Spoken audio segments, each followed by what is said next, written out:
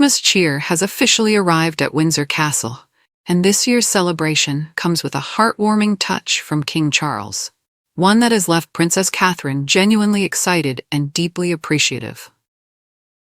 In keeping with his lifelong commitment to protecting the planet, the King has requested that Windsor Castle's towering Christmas trees and grand halls be decorated using recycled and reusable ornaments, transforming one of the royal family's most cherished traditions into a shining example of environmental awareness. Windsor Castle has played a central role in royal Christmas celebrations since the 12th century, making it one of the most historic festive sites in the monarchy's long story. Each year, tens of thousands of visitors flock to the castle to witness the unveiling of the grand Christmas tree, a moment that has become a symbolic marker of the holiday season in Britain. This year, however, the decorations come with a special, thoughtful twist. According to Catherine Jones, Senior Curator of Decorative Arts at the Royal Collection Trust, the castle's staff have fully embraced the King's eco-friendly ethos. The decorations are recycled and reused as much as possible, she explained.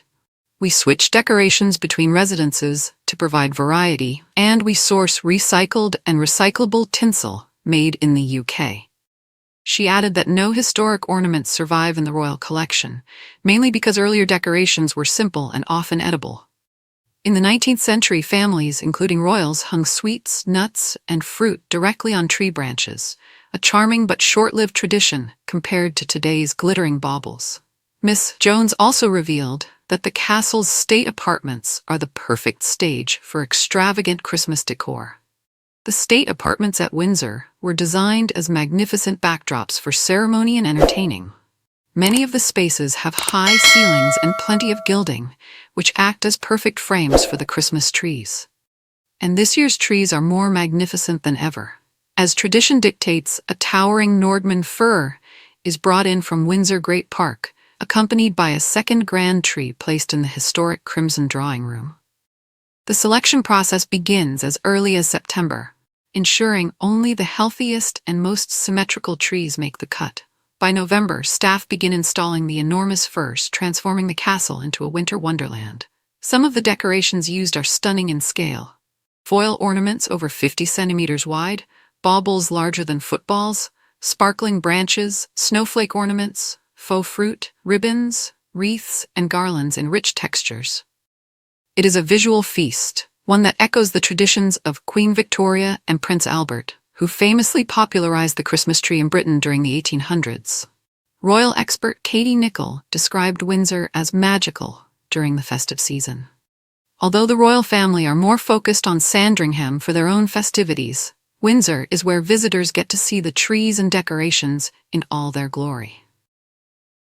And last year, the Royal Collection Trust delighted fans by decorating the miniature rooms of Queen Mary's world-famous doll's house, adding tiny handcrafted tree ornaments inspired by 1920s embroidery. It remains the most celebrated doll's house on the planet, built between 1921 and 1924 for Queen Mary by the renowned architect Sir Edwin Lutyens. The festive spirit isn't limited to Windsor. The Palace of Holyrood House, King Charles's official Scottish residence, also unveiled its spectacular Christmas decorations on November 20th.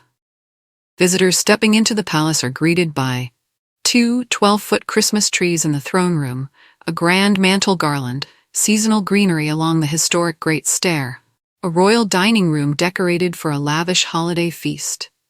The table, set with fruit and foliage, recreates the traditional grandeur that royal guests enjoyed centuries ago.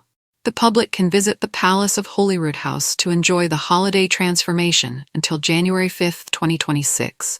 Though, the royal family themselves traditionally spend Christmas at Sandringham House in Norfolk. The royals famously exchange humorous gag gifts on Christmas Eve, attend church at St. Mary Magdalene, enjoy a traditional lunch of Norfolk turkey, and gather to watch the King's annual Christmas broadcast at 3 p.m. Between King Charles's heartfelt environmentally conscious decision at Windsor and the stunning holiday displays across royal residences, this Christmas season carries a special sense of purpose, one that blends royal tradition with modern values. And with the Prince and Princess of Wales reportedly delighted by the King's dedication to sustainability, this year's celebrations feel especially meaningful for the royal family and the many people who admire them around the world.